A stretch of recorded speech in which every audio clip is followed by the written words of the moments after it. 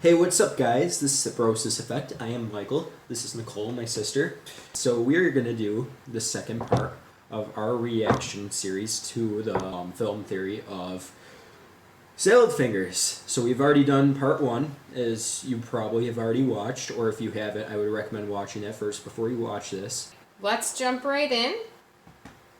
And action.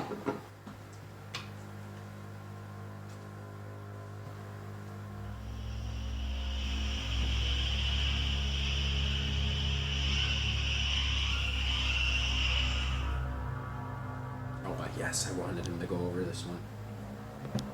Tiptoe. Is this meant for my right or left ear? It's not fitting in here. Says. The night is finally over, salad. It just doesn't fit in my ear It's that finally time.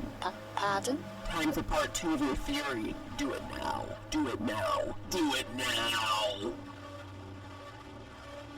Hello, Internet! Welcome to Film Theory, and I hope you're ready because in honor of Halloween, it's time we head once more into the twisted mind of Salad Fingers. Last episode, we established that Salad Fingers is set in the UK during the year 1939, trapped in his own mind and forced to relive various memories from World War I. We also saw the recurring theme of Salad Fingers feeling trapped by and abandoning babies, and how his fractured mind constantly hops between different personalities. But what does it all mean? How do these individual pieces add up to one overall narrative? And what the heck does the ending mean? You've had to wait long enough, so let's not waste any more time. Let's get right into it. When looking at the 10 episodes of Salad Fingers, there's a definite shift midway through the series. The first 5 episodes are filled with bizarre moments, unexplained events, strange characters, and veiled plot lines, but it's in episode 6, Present, that things start to feel weightier, much more intentional. It's this episode that makes it clear that the random, disturbing moments sprinkled through the series aren't just there for shock value, but rather possess a deeper meaning crucial to unraveling the plot of it all. The episode revolves around the first of the finger puppets, Jeremy Fisher, giving the titular present of a horse to Salad Fingers. A gift that seems completely arbitrary until we see old Horace Horsecollar appear again in one of the final and most gruesome moments from the series. Episode 10's visit to Dr. Papineau, where the doctor is launched through the air and latches onto the side of the horse, tearing into his stomach. That was terrible.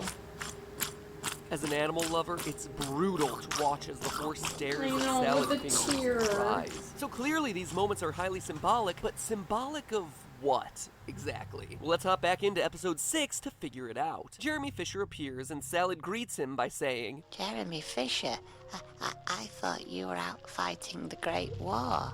So apparently it's a surprise to see that Jeremy has returned home from the war so early. But this is a line that takes on a whole new tone just a few minutes later when, in the same episode, Salad repeats it again. Jeremy Fisher, I thought you were out fighting the Great War. Things have gotten serious in a hurry, but why is Salad Fingers suddenly so aggressive towards Jeremy? To truly understand that, we need to first piece together their conversation. And piece together is an accurate description because, believe it or not, the conversation happens in 2 chunks, separated out and removed from one another. One side of the conversation happens when Salad is out playing with Horace Horsecollar at the local toilet, and the second half is in the house directed at the finger puppets. What seems like 2 fragmented streams of thought, when spliced together, actually gives us one completed conversation between Jeremy and an angry father, both played by Salad Fingers' fractured mind. Here it is, properly laid out.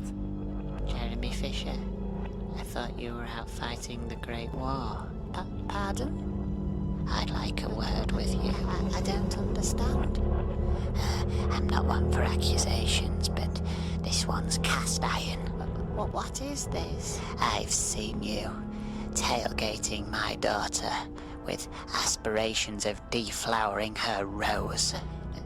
No, this isn't true. You've got the wrong bloke, Squire. I don't make mistakes, comrade. This one's textbook. Flash to Salad Fingers eating a version of himself, and you're left with crystal clear storytelling, ladies and gentlemen. I don't know about you, but it makes so much more sense now. It did towards the end, but what we not see the in this beginning. pivotal moment from the series is a father figure actively threatening a former soldier, Jeremy, for trying to seduce and deflower his daughter. Deflower, you know, take a roll in the hay with her. create the beast with two backs? Break out the old horizontal mambo? Alright, enough of roast the old hot dog. I'm done. Oh my Remember, God. this is Salad We already rehashing know. past memories. So the fact that he eats his puppet in the end, or cannibalizes the head of some other salad fingers, seems to indicate that this conversation didn't quite end all that well for Jeremy. Most likely with the father killing him. Extreme?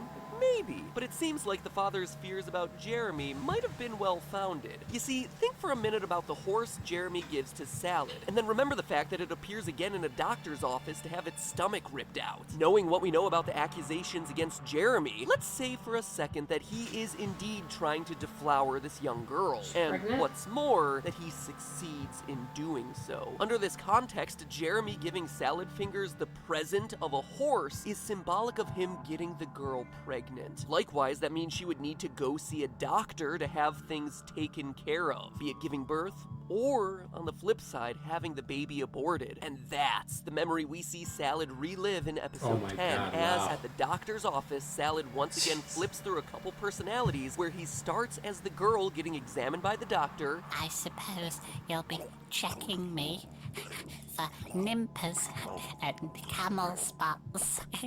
a girl who really enjoys her examination a whole lot. Before snapping into a new persona, this time that of the mother encouraging her daughter while the baby is being born. I know it hurts. Just try and sit still.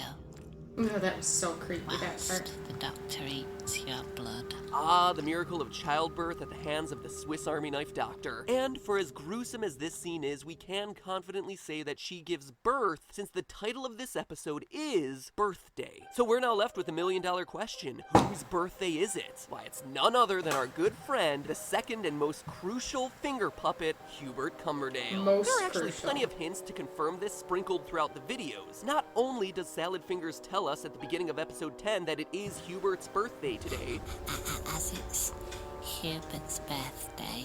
but also in a very short scene after the doctor's visit, we see the important visual of Hubert being abandoned on the ground, surrounded by branches. Now, as I covered last episode, baby imagery is everywhere in this series, especially babies being abandoned, with Mr. Branches from episode 9 being one of the strongest examples. So to depict Hubert lying there amongst a bunch of broken branches, all while a tree has somehow grown between Salad Finger's legs, is an important visual symbol. Hubert is clearly the baby. But there are other hints sprinkled throughout the series as well. For instance, in episode 8, Salad, adopting the voice of a scolding parent, Episode kicks 11 Hubert makes off that the bed more into a tray believable. of muck, saying, Scrub About that Hubert muck off being at the once, baby. Hubert Cumberdale. I'll have no dirty immigrants in my house. It's not just an insult, it's pointing to the fact that Hubert was born of a black father, Jeremy Fisher, which during the World War I era was a big deal. This was a time in history when immigration into the UK was on the rise due to the war. As a result, what's known as scientific racism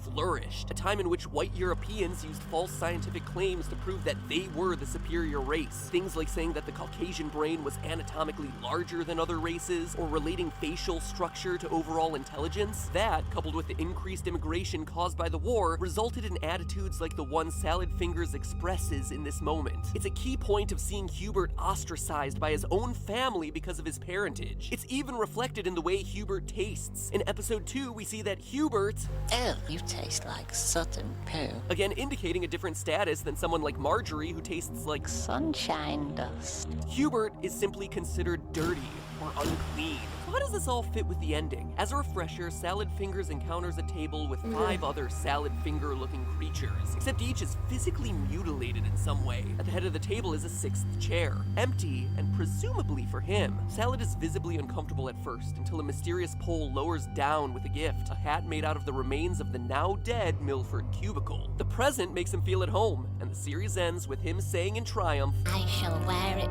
from here to the grave. What a truly Yeah, it's Milford's special face. day. So WTF? Seriously, we just saw a horse get ripped apart, and now this is our big ending? Well, yes, actually, and here's why. Salad Fingers is Hubert Cumberdale, the child born out of wedlock that never found his place, always being ostracized by a family that never wanted him in the first place. And this ending shows that he finally feels as though he's found acceptance, a place where he fits in. He's found his family. Granted, it's a family of deformed mutants who don't actually acknowledge his existence, but hey, it's enough for him, and who am I to take that away from our little green hero? So first, how do we know that Hubert and Salad Fingers are one and the same? Well, it's worth noting that after the doctor scene in the forest, Hubert, as we discussed, gets left behind. Suddenly, when Salad Fingers is back at the house, the birthday party is no longer for Hubert, it's for him. He's the one the presents are for, and he's also the one excited about how the other guests remembered him on his big day. For me? I thought you'd all forgotten. It's also worth noting that randomly, Hubert is wearing a top hat in this episode. And what gift does Salad get at the very end of the video? A similar looking top hat. But it goes beyond that. The Hubert puppet is also the only one to be able to change forms, becoming black goo that burns to the touch. Unlike the other finger puppets, this one is supernatural, a construct of Salad Fingers' mind, unlike the other characters which are more grounded in reality. Hubert is also seen the most, and is one that we see in life-size scale multiple times, even sharing Salad's own memories. But despite all of this, he also tends to only interact with Salad Fingers' true personality, none of the other characters that Salad Fingers hops between. Both Marjorie and Jeremy interact with other personalities, the angry father, the disappointed husband, but Hubert seems mostly connected to the true Salad Fingers. So if that's all the case, then it makes sense why this ending is so moving for Fingers. In episode 8, we see just how lonely he is, so much so that he keeps a memorial of hairs, 5 different hairs, each one a different shade and color. You all look so beautiful together. Beautiful. A gay little quintet. They're mementos of his lost family. At the end of the episode, he's forced to get rid of them, something that is so devastating that he ends the episode by crying in the corner of his safety cupboard. So we have 5 hairs, but also 5 different people at that final table. Coincidence? I think not. In the end, I have no solid proof, but I can only assume that this scene is meant to be Salad Fingers being reunited with the 5 people in his life who've abandoned him in some way. People who've either died or disowned him. Scenes that we've witnessed across the series. Some combination of the father figure we saw in episode 4, who fled to France afraid of being caged by a baby. Kenneth, his younger brother from Shore Leave, who either died young or during the Great War. Auntie Bainbridge, probably represented by the gray hair, and the most likely candidate for the voice of Roger the Radio. A woman cold and unforgiving to Salad Fingers as he was growing up. Marjorie Stewart Baxter, Salad's wife from episode 9, the wife who left him to care for their baby alone. And then Yvonne, the baby he just didn't know how to handle and had to give away. Maybe even his mother, who, if the episode 10 doctor's appointment is any indication, potentially died in childbirth. 5 hairs and 5 lost loved ones. Run away, dead, or disappointed. Leaving Salad Fingers, or should I say Hubert, alone in his made-up reality, stuck in time and trapped in his own unforgiving wasteland. That's why the final moment is so important. The platoon is all there, and the gift he's given is a hat, a friend hat, like the one he gave to Hubert back in episode 5. It's not over. Accepted. He's 'Cause found at the his time, place at the he's table. talking It's as like though it's Salad over. Fingers has finally But then come to there was grips an with who 11. he is, leaving the puppet behind in the woods and being born again into his true role as Hubert. So the episode titled Birthday actually has a double meaning. Green monsters deserve some love too. What a truly special day. But hey, that's just a theory. A film theory. And cut. Oh, and full disclosure, I still have no idea what's the deal with Milford Cubicle or why it's his skin making the friend hat. Maybe it's just a remnant of the real world poking in. I don't know. I'm a theorist. I'm not a miracle worker. Wow. So, after seeing both parts of the theory, It makes sense. It really does. a lot of it, I think, is really good insight. I think, obviously, after 11 came out, that's probably why they released another video to kind of add that, because they really did think that 10 was the end. But still, a lot of the things he mentioned do make sense Even with with 11. the next, yeah. Yeah. And it does, and it's all following the same thing. And I feel bad for Hubert and Salad Well, Fingers. it's so weird because it's like I could never figure that out myself. Like No. I don't. It's Save that for the those are smarty professional pants. people that are really good at dissecting and finding imagery and Yeah, no, there's a symbolism lot. and- Yeah, and I mean, he didn't even, And there the was a lot of research. details they didn't even touch on. They really just picked the ones that They're built their theory. big, yeah. So I mean, yeah, it's a theory. It definitely seems legitimate, so I believe it. Yeah, no, I think it's a good viewpoint. I'm sure there's little things missing here and there, but I think we always kind of knew that something was going on and things were in his head, but we just needed someone else to point out things and make sure we were like not just looking at it weird. But I always loved Hubert. He was my favorite, so I guess I love Salad Fingers too. Oh, I thought you just said you love Salad Fingers. Not like that kind of love. No, you. I don't care what kind of love it is. Salad Fingers is a distorted. But Hubert was He killed awesome. someone! Yeah, I like Hubert though. I think Hubert's the good side of Salad Fingers. Well, that was our reaction to the second part of the Salad Fingers film theory. Let us know if there are any videos you want us to react to, and make sure to subscribe. Thank you for watching. This is the BroSis Effect.